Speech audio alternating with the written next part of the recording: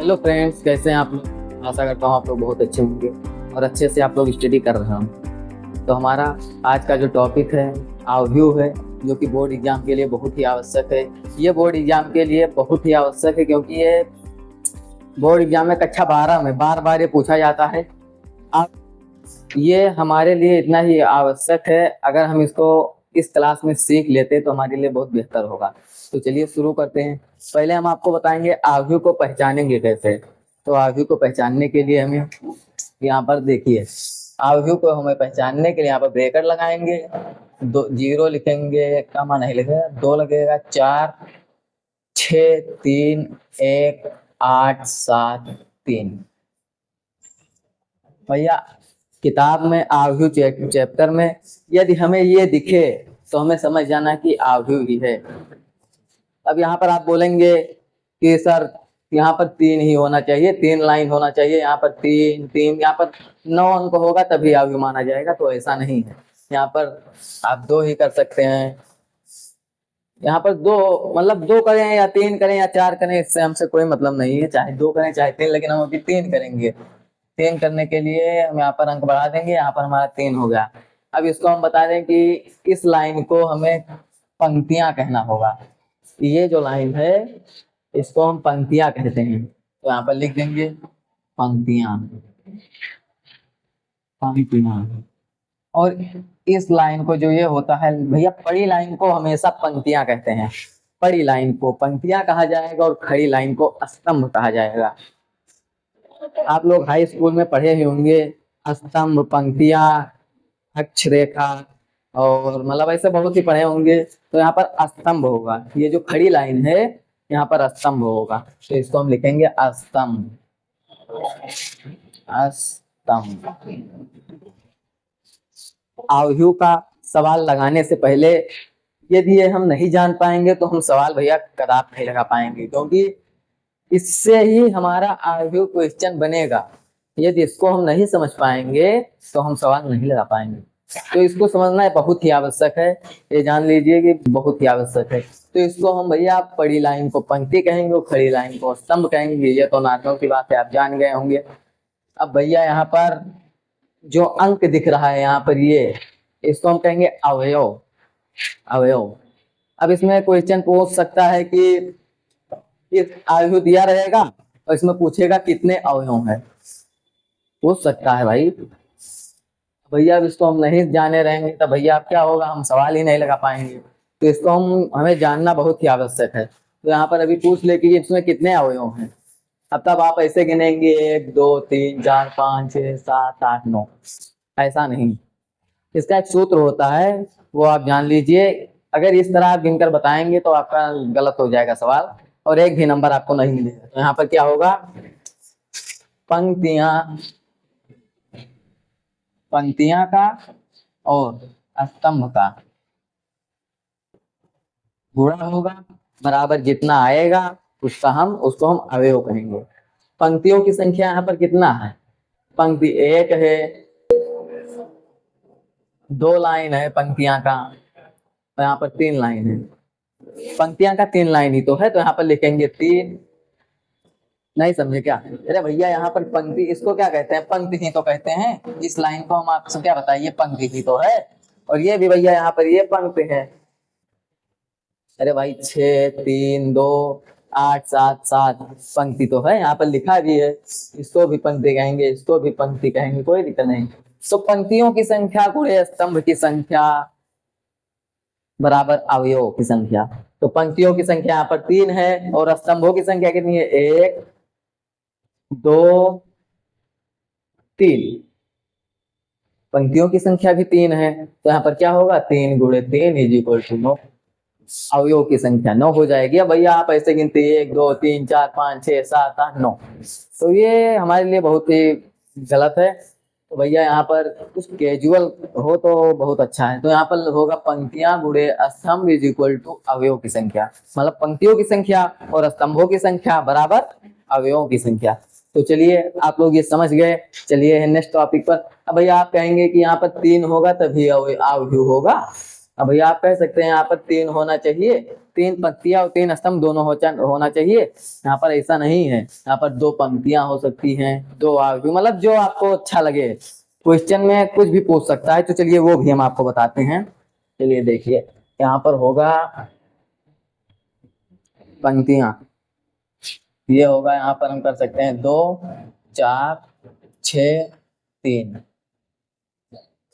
ऐसा भी अवयव होता है। इसमें पूछ ले कितने पंक्तियां हैं कितने स्तंभ हैं, इसमें भी अवयव की संख्या ज्ञात करनी है, तो ये तो और आसान है, 1 2 3 4, 4 तो वैसे ही है, लेकिन इस तरह हम नहीं लगाएंगे। पहले बताया गया है कि इसको हम बोलते हैं पंक्तियां, पंक्तियां, और इसको बोलते हैं स्तंभ। ये होता है पंक्तियां, मतलब इसको और इसको दोनों, इसको समझ लो, इसको पंक्तियां कहेंगे और इसको स्तंभ कहेंगे। तो भैया अब बोले कि इस अवयव में हमें अवयव ज्ञात करना है, तो अवयव कैसे ज्ञात करेंगे? यहाँ पर जैसे पंक्तियों की संख्या, पंक्तियों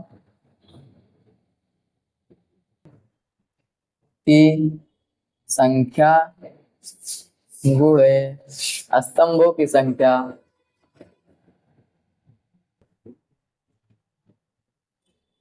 पंक्ति की संख्या को और स्तंभ की संख्या को गुणा करेंगे तो भैया हमारा अवयव निकल कर आएगा। तो इसमें क्या है, पंक्तियों की संख्या कितनी है? 1 2, पंक्तियों की संख्या 2 है तो यहाँ पर 2 लिखेंगे।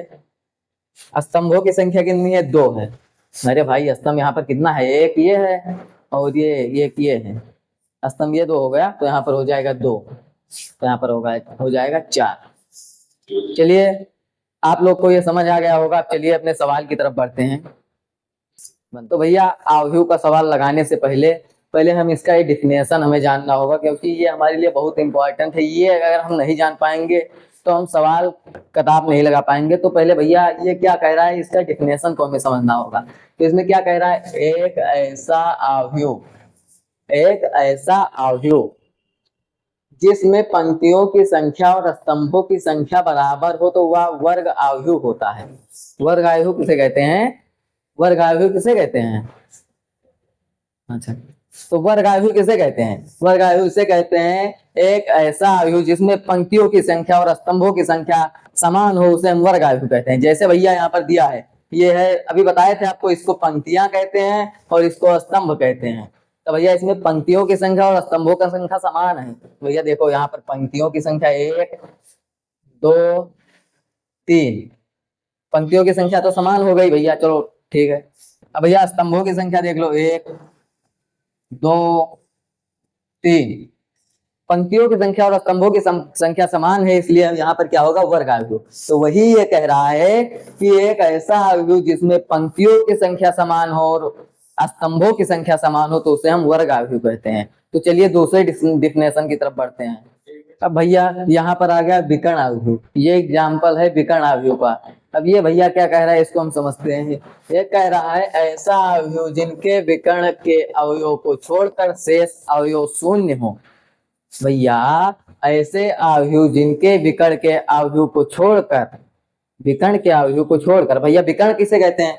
विकर्ण ऐसे होगा तिरछावा वाला, इसे विकर्ण कहेंगे, इसे विकर्ण कहेंगे, ध्यान रखो।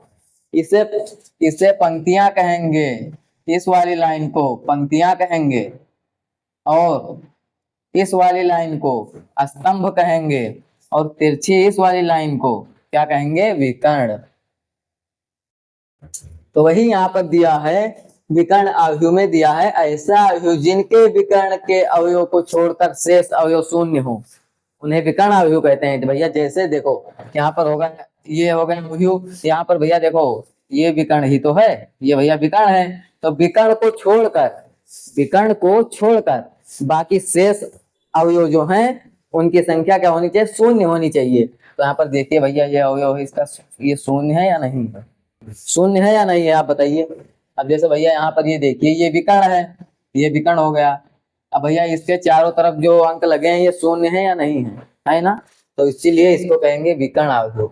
है ना भैया? बताया गया है कि ऐसा अवयव जिनके विकर्ण को छोड़कर, विकर्ण को छोड़कर भैया इसको छोड़ दो, बाकी जितने शेष बचते हैं अवयव उनकी संख्या शून्य होनी चाहिए, तो भैया वो विकर्ण अवयव कहलाएंगे। भैया समझ गए होंगे। चलिए बढ़ते हैं नेक्स्ट एग्जाम्पल की तरफ। भैया हमारा दूसरा एग्जाम्पल है, क्या है, अदिश अवयव। अदिश अवयव क्या होता है इसको समझते हैं। ऐसा अवयव जिसमें विकर्णों के अवयवों की संख्या समान हो, अदिश अवयव होता है। क्या हुआ भैया, एक ऐसा अवयव जिसमें विकर्णों के अवयवों की संख्या समान हो। भैया विकर्ण यही तो है, विकर्ण यही तो है, ये इसके अवयवों की संख्या समान हो। भैया इस विकर्ण के अवयवों की संख्या समान हो उसे हम विकर्ण अवयव कहते हैं। ये विकर्ण है, इसकी अवयवों की संख्या समान हो उसे हम विकर्ण अवयव कहते हैं। विकर्ण अवयव नहीं, अदिश अवयव कहते हैं। जैसे एक ऐसा अवयव जिसमें विकर्णों के अवयवों की संख्या समान हो, अदिश अवयव होता है। भैया जैसे ये विकर्ण हुआ, विकर्ण के अवयवों के विकर्ण, जैसे भैया विकर्ण है, इसमें क्या है, इसमें एक ही प्रकार के तो अवयव है, 0 0, तो ये भैया हो जाएगा अदिश अवयव। यहाँ पे 0 0 रहेगा। भैया अंक एक ही होना चाहिए, चाहे 2 हो, चाहे 1 हो, चाहे 4 हो। विकर्ण में अवयवों की संख्या एक ही होनी चाहिए, चाहे 1 हो, चाहे 2 हो, चाहे 3 हो। 3 होगा तो यहाँ पर सब में 3 होगा, 4 होगा तो सब में 4 होगा, 5 होगा तो सब में 5 होगा। इसे ही अदिश अवयव कहते हैं। तो चलिए भैया, आशा करते हैं कि आप ये वीडियो आपको बहुत अच्छी लगी होगी और आप अच्छे से समझ गए होंगे। मिलते हैं अगली वीडियो में, तब तक के लिए धन्यवाद।